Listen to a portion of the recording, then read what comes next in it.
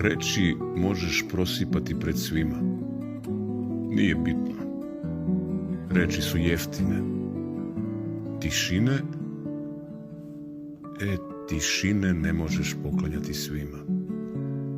U tišine stanu neki pogledi, neki uzdasi, neki otkucaji. Tišine ne lažu.